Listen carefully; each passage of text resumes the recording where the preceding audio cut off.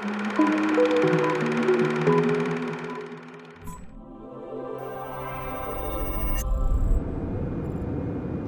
out of all the years that I've been creating on YouTube and out of all the places that I've traveled to, the Scandinavian region has always been on my list and high up on it.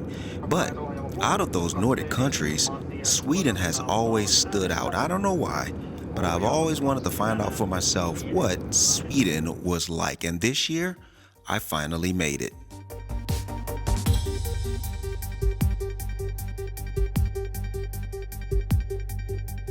Now, to be upfront and honest, I didn't go with like strict expectations and like a heavy load itinerary. I just wanted to see what being in Sweden was like. That's it. And it just so happens that Sweden really is good at making people feel welcome. All right, here we go. So first impressions. What's the first thing I noticed? Well, things started out kind of cloudy, but it got kind of damn hot up there. And I know, summer is gonna summer, but I still kind of figured that up there it would be cold as balls no matter what. And as you can clearly see in my Norway videos, it was a bit cool.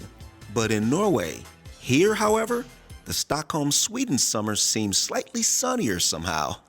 And that was cool. Sun's facing us. What was not cool is the fact that I almost lost my property at the airport. I did not want that kind of setback to be my very first experience in this country, but it almost did. Here's what happened. So this freaking thing almost freaked me out.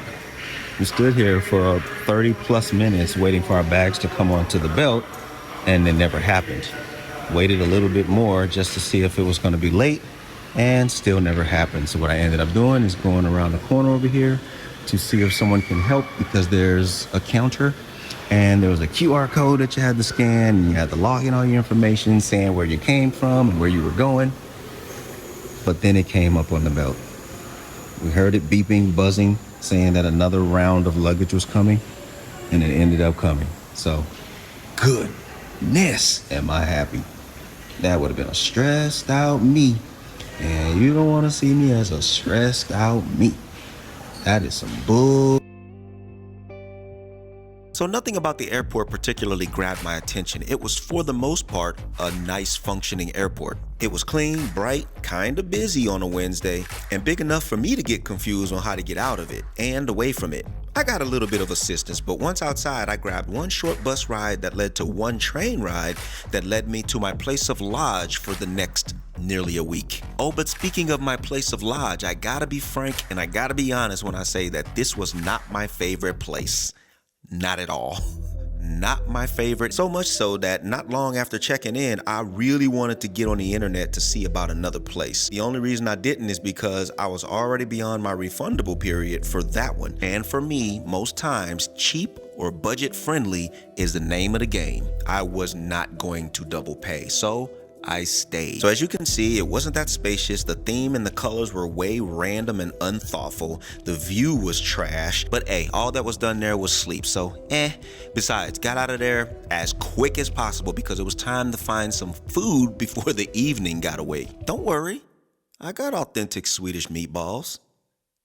Just not that day. After commuting in the whole day and feeling all grungy and a little tired, didn't really feel like walking that far to find something to eat, so a Greek place was what was settled on.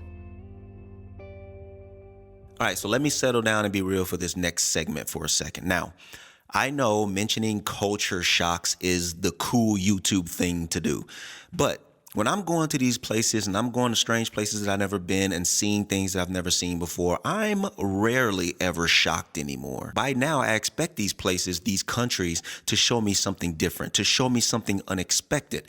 It's par for the course at this point. I would be more shocked if I went to a place and it was exactly like home. If nothing made me uncomfortable, if nothing jarred my soul, if nothing made my eyes widen. And if all of those were the case, I'm not so sure I'm getting a legit experience out of my travels.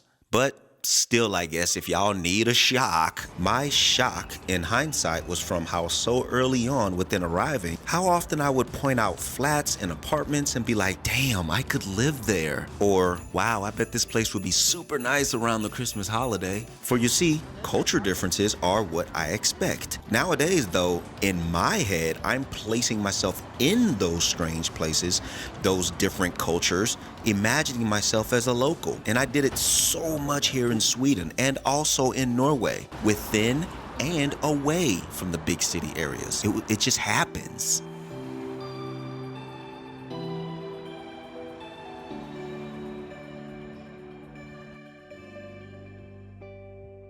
But shocks aside, Sweden has one of my favorite cultural pastimes of any place that I've been to. I didn't know I loved it prior to getting there, and now I just wonder how I've done without it all this time. I've adopted it even now that I've returned back home. It has a name, and y'all should try to remember it too. It's called FIKA. FIKA is a Swedish tradition that involves taking a break early midday to enjoy coffee or tea. Being a coffee lover, I personally would be fine if that's all it was, but there's more to it because your coffee or tea is typically accompanied by some kind of sweet treat or baked good. FIKA. It's more than just a coffee break though. This occurrence is rounded out by being in a social setting. It's sort of a ritual and a state of mind that emphasizes the importance of slowing down and connecting with others. And I just love the fact that they do this every day without question.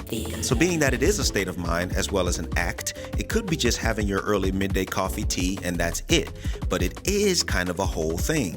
Slowing down, actually enjoying a moment. Hey, yo, this is almost too wholesome. Dare I even mention it again? Happiest region on the planet.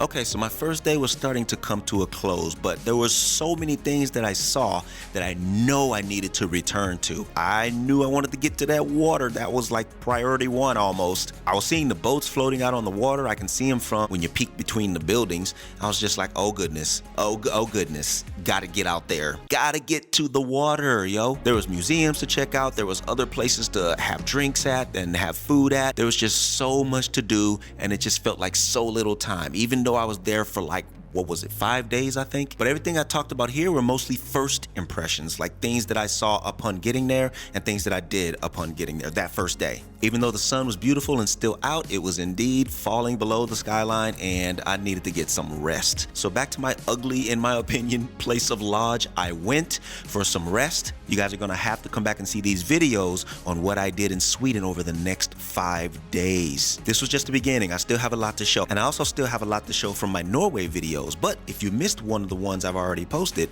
you can check that one out here, but be sure to come back. We have a lot to show. Let's go. Hey, yo. Oh, no.